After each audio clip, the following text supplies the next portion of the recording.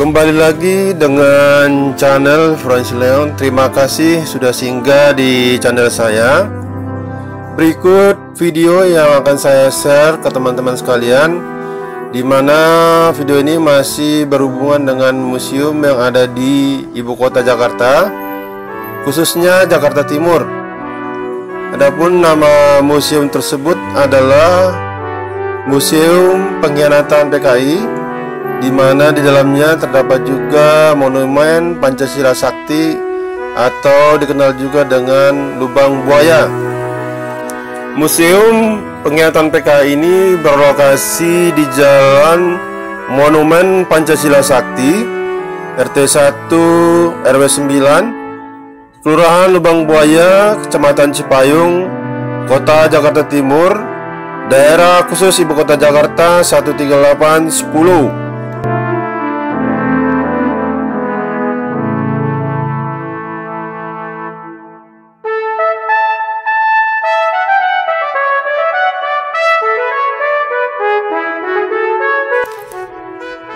Museum Lubang Buaya atau Museum Pancasila Sakti adalah tempat yang digunakan untuk menghormati dan mengenang peristiwa G30S PKI yang terjadi pada tahun 1965. Peristiwa ini merupakan usaha terhadap pemerintah Republik Indonesia dan hendak melakukan penggantian dasar negara Pancasila yang telah dilakukan dua kali, yakni pertama pada tahun 1948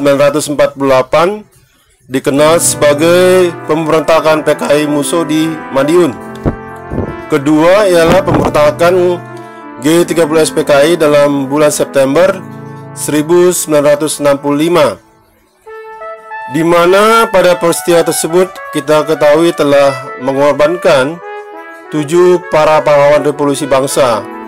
Adapun ketujuh pahlawan revolusi tersebut adalah Panglima Angkatan Darat Letnan Jenderal TNI Ahmad Yani, Mayor Jenderal TNI R. Suprapto, Mayor Jenderal TNI MT Haryono, Mayor Jenderal TNI Siswondo Parman, Brigadir Jenderal TNI DI Penjahitan, Brigadir Jenderal TNI Sutoyo Siswomiharjo, dan perwira TNI Letu Pierre Tandean yang merupakan ajudan Jenderal Nasution.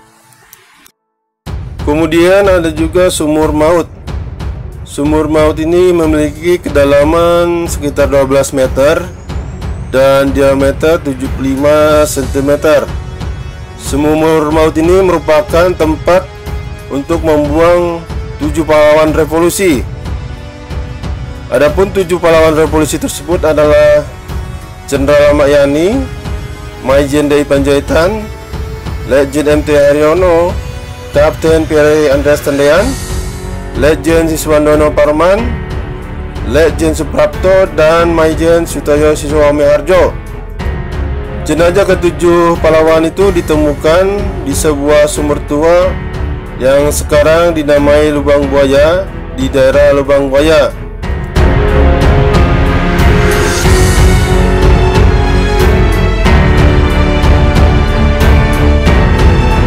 Rumah penyiksaan ini adalah tempat para pahlawan revolusi disiksa untuk menandatangani surat pernyataan untuk mendukung komunisme di Indonesia. Mereka disiksa sebelum akhirnya dibunuh.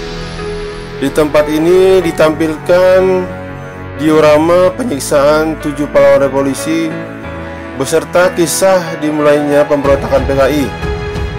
Dahulu tempat ini merupakan sebuah sekolah rakyat atau sekarang lebih dikenal SD atau sekolah dasar, dan dialihfungsikan oleh PKI sebagai tempat penyiksaan yang kejam para pahlawan revolusi.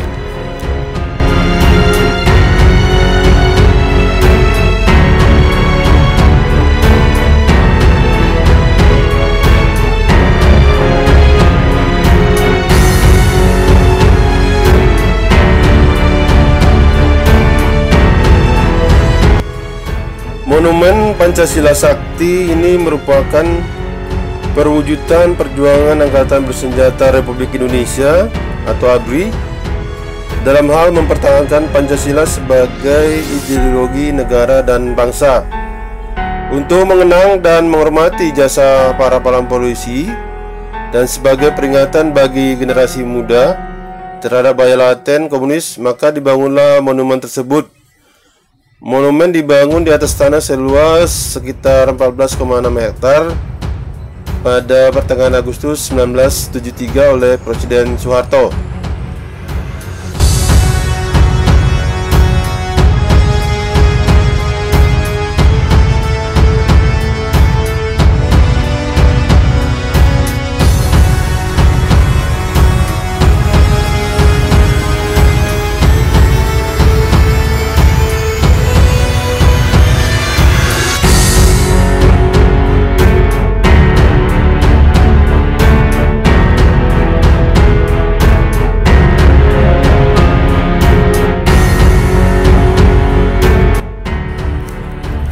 Pos Komando.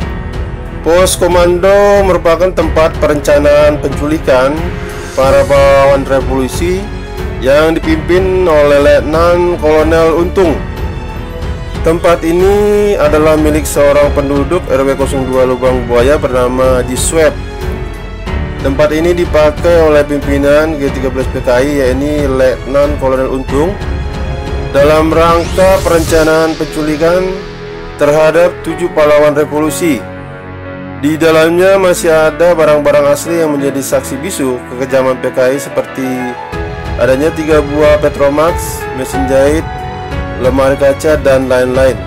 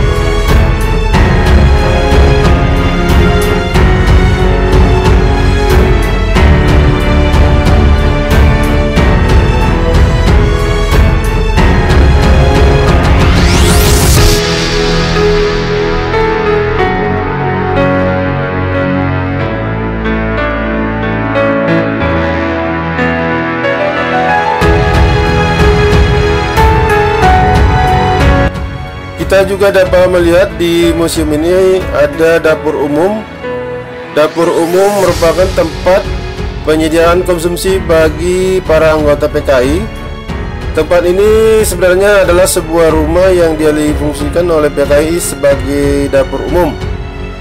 Rumah yang statusnya milik Ibu Amroh ini dipakai sebagai tempat sarana konsumsi anggota G13 PKI.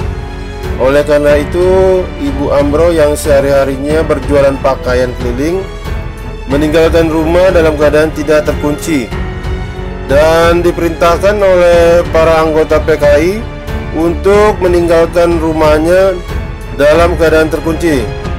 Tetapi saat kembali ternyata rumahnya sudah dalam keadaan berantakan. Hampir semua benda di rumahnya tersebut menghilang.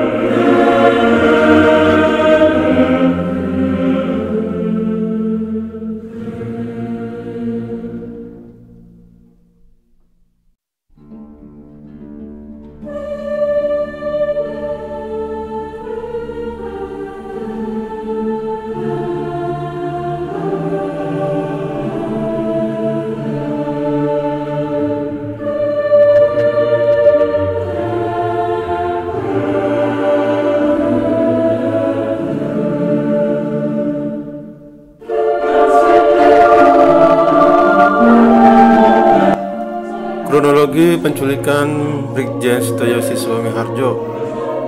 Satu regu yang bertugas menculik Brigjen Setoyo Siswa Miharjo sampai di tempat kediamannya di Jalan Sumeneb. Sersan Mayor Srono ditugaskan untuk memimpin regu ini. Para penjaga sipil di jalan itu dilumpuhkan satu persatu. Regu yang dipimpin oleh Sersan Mayor Srono ini dibagi menjadi beberapa kelompok. Kelompok utama adalah kelompok yang bertugas memasuki rumah. Regu ini berhasil membujuk Brigjen Setoyo untuk membuka pintu kamarnya dengan alasan menyampaikan surat dari Presiden Soekarno.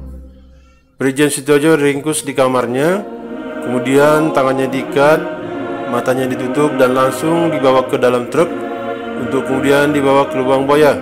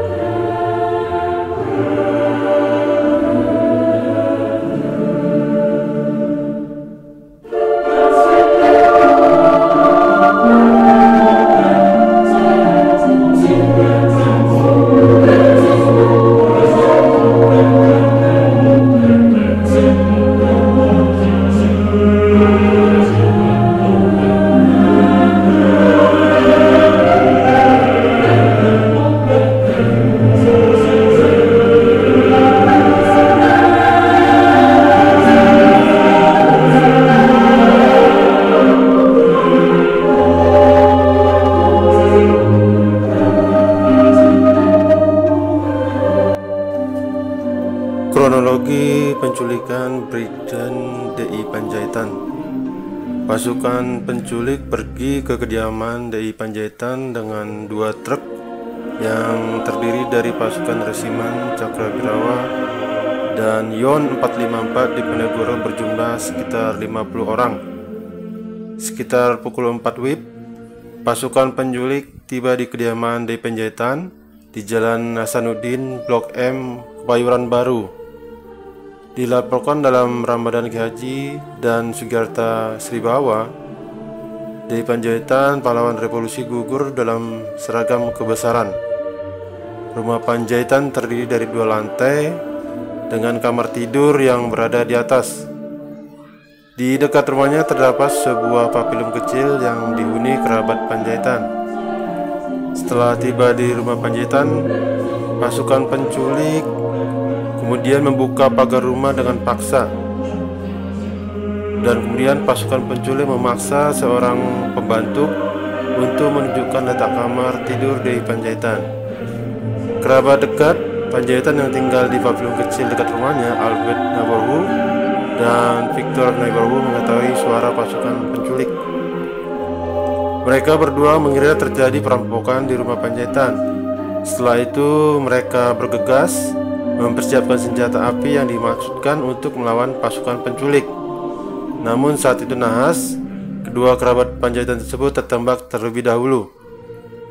Kemudian dari dalam rumah, DI Panjaitan kemudian diminta turun dari lantai 2 oleh pasukan penculik. Namun DI Panjaitan menolak. Kemudian berusaha menghubungi polisi, tapi usaha tersebut gagal karena sambungan telepon terlebih dahulu diputus. DI Panjaitan kemudian diancam bahwa semua keluarganya akan dibunuh apabila tidak turun. Panjaitan yang telah berganti seragam militer kemudian turun dari lantai 2. Setelah turun di halaman rumahnya, Panjaitan dipukul dan ditembak oleh pasukan penculik hingga tewas seketika. Jenazah DI Panjaitan kemudian dimasukkan ke dalam truk dan dibawa ke dalam lubang buaya, tempat di mana semua jenderal dikumpulkan. Dilaporkan juga bahwa pada pukul 4.30, seorang agen polisi 2, Sukitman, yang sedang berpatroli di Jalan Iskandaria, Kebayoran Baru, disergap oleh pasukan penculik DI Panjaitan.